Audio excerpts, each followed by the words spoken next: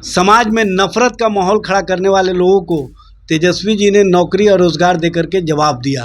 इन लोगों ने 16% आरक्षण की चोरी करके किस तरह से पिछड़ों, दलितों, शोषितों, वंचितों के अधिकार से वंचित किया है, आदिवासियों को अधिकार से वंचित किया है। जीविका दीदियों को बुलाने के लिए माध्यम बनाया गया है।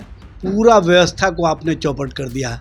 सत्ता का पूरी तरह से दुरुपयोग हो रहा है। ये देख करके इन लोगों को बेचैनी हो रही है। जब वोटर अधिकार यात्रा में भी तेजस्वी जी, राहुल गांधी जी या इंडिया महागठबंधन के नेता निकले तो इन लोगों को किस तरह का बेचैनी हुआ और किस तरह का प्रलाप किए, यह स्पष्ट रूप से दिखा। अब बिहार की जनता ने मन बना लिया है बदलाव के लिए। और 2024 के चुनाव में जब नौजवान इनसे सवाल करने लगे, कहाँ गया हर साल 2 करोड़ नौकरी और रोज़गार, 10 साल हो गए 20 करोड़ देना चाहिए, 8 लाख से अधिक नहीं दे पाए थे, तो इनके पास कोई जवाब नहीं था। नमस्कार, मेरा नाम प्रिया मेहता और आप देख रहे हैं हेडलाइंस बिहार। देखिए, तेजस्वी यादव बिहार अधिकार यात्रा पर है और ऐसे में जितने जो लोग जुट रही है, जो तमाम लोग वहां पर पहुंच रहे हैं, जो हुजूम देखने को मिल रहा है, भाजपा सीधे आरोप लगा रही है कि जितने लोग पहुंच रहे हैं वो पैसे पे बुलाए लोग हैं। हमारे साथ अभी खास बातचीत करने के लिए आरजेडी से जाज अहमद हैं, इनसे खास बातचीत करेंगे। सर, जितने लोग पहुंच रहे हैं तेजस्वी यादव की रैली में, भाजपा का कहना है कि पैसे पे बुलाए लोग हैं। भारतीय जनता पार्टी के नेता इस बात का जवाब दे कि प्रधानमंत्री की सभा में जो लदुआ भीड़ आ रही है, जो जीविका दीदियों को ज़बरदस्ती बुलाया जा रहा है, जिस तरह से शिक्षकों को जीविका दीदियों को बुलाने के लिए माध्यम बनाया गया है, पूरा व्यवस्था को आपने चौपट कर दिया है। सत्ता का पूरी तरह से दुरुपयोग हो रहा है। बिहार हो या केंद्र के मंत्री हो, पूरी तरह से प्रधानमंत्री के सभा के लिए, गृह मंत्री की सभा के लिए बेचैन हो जाते हैं, जबकि 37 साल के नौजवान को बिहार की जनता का विश्वास और समर्थन है। बिहार की जनता पलक पावड़े बिछाए उनके स्वागत में खड़ी रहती है।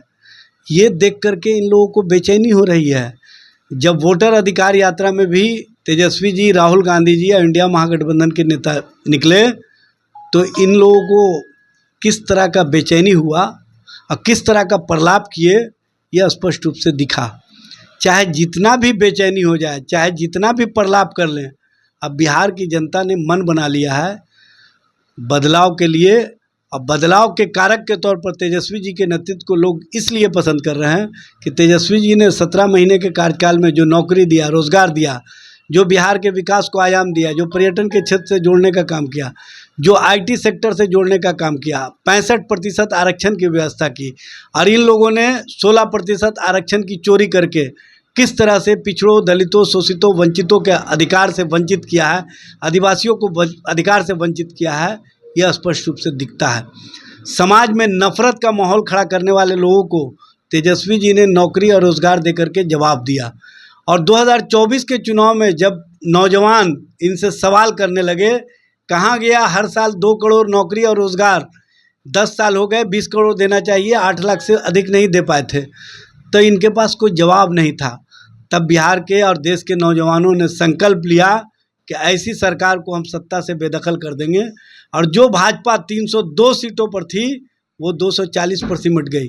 जैसे तैसे करके सत्ता तो बना लिए, लेकिन सत्ता में अब इन लोगों को वो पायदार नहीं है, वो मजबूती नहीं है, जिस कारण कभी इधर झुकते हैं, कभी उधर झुकते हैं। ये झुकने और टूटने वाली सरकार बन गई है नरेंद्र मोदी के नेतृत्व में। आजाद जी, ये एक और सवाल ये रहेगा कि जिस तरीके से तेजस्वी यादव युवाओं को पेन बांट रहे हैं, साफ तौर पे भाजपा कह रही है कि फेंक फेंक कर बांट रहे हैं, कहाँ का संविधान है? देखिए, तेजस्वी जी ने नफरत के खिलाफ, जो नाथूराम गौडसे की नीतियों पर चलने वाले लोग हैं उसके खिलाफ, और जो बंदूक की संस्कृति जिस मुकामा में उन्होंने पेन बांटने का काम किया है, वहाँ पर भाजपा और जदयू के नेता और केंद्रीय मंत्री ने जाकर के जिस तरह से नफरत का माहौल को बढ़ाया, जिस तरह से बंदूक संस्कृति को बढ़ावा दिया, जिस तरह से माहौल को ख़राब किया, उससे कहीं ना कहीं शोषित, वंचित, पिछड़ा में जो बेचैनी थी, उसको तेजस्वी जी ने बताया कि आप कलम के ताकत से वैसे लोगों को परास्त कर सकते हो जो आपके सामने बंदूक लेकर के खड़ा है। और कलम की ताकत में जितनी ताकत है उतनी ताकत किसी में नहीं है। तभी तो लालू जी ने गरीबों, शोषितों, वंचितों के बीच जाकर के उनके बच्चों को नहलाने का काम किया, उन्हें साफ सुथरा रहने की प्रेरणा दी और स्पष्ट रूप से कहा कि पढ़ो या मरो। आज जो दलित समाज में, जो अति पिछड़ा समाज में, जो पिछड़ा समाज में, जो शोषित और वंचित के बीच में आप डॉक्टर देख रहे हैं, इंजीनियर देख रहे हैं, आईएएस देख रहे हैं, आईपीएस देख रहे हैं, ये लालू जी की प्रेरणा का प्रतिफल है। आजाद जी, एक सवाल रहेगा, मोकामा में जिस तरीके से तेजस्वी यादव घोड़े पर सवार दिखे, भाजपा कह रही है इससे कोई फायदा नहीं होने वाला है, आप कुछ भी कर लीजिए। भाई, इनको जब पिछड़ा का बेटा, जब अति पिछड़ा का बेटा, जब दलित का बेटा, जब शोषित वंचित का बेटा घोड़े पर सवार होता है तो बेचैनी हो जाती है, और अपने साथ वाले को घोड़े पर सवार करवा करके ये गौरव महसूस करते हैं। यही फर्क है। जब हमारे साथ जो लोग होते हैं वो कुख्यात हो जाते हैं, जब उनके साथ होते हैं तो बाहुबली हो जाते हैं। ये राजनीति के फर्क को समझने की आवश्यकता है। इसीलिए शोषित, वंचित, पिछड़ा, अति पिछड़ा दलित समाज जाग चुका है और उसको पता है कि कलम के माध्यम से हम जो अधिकार प्राप्त करेंगे उसको कोई छीन नहीं सकता है। तेजस्वी जी ने जो बंदूक संस्कृति के खिलाफ कलम की आवाज़ को मजबूती दी है, ये आगे आने वाले समय में बिहार और बिहार की राजनीति को एक नए परिवर्तन की ओर ले जाने का काम करेगा। यात्रा में डांसरों को बुला रहे हैं, ये कहाँ तक सही है? भाजपा आरोप लगा रही है। ये सब वो लोग कह रहे हैं, जुमले कर रहे हैं भाई। ये सब वो लोग कह रहे हैं जो एक से एक थिरकने वाले एक्टर्स को अपने पार्टी का सांसद बना दिए। संस्कृति और अपसंस्कृति में महारत हासिल करने वाली भारतीय जनता पार्टी इस तरह की भाषा बोले तो इसी समझ में आता है कि उनकी पहुंच कहाँ पर है।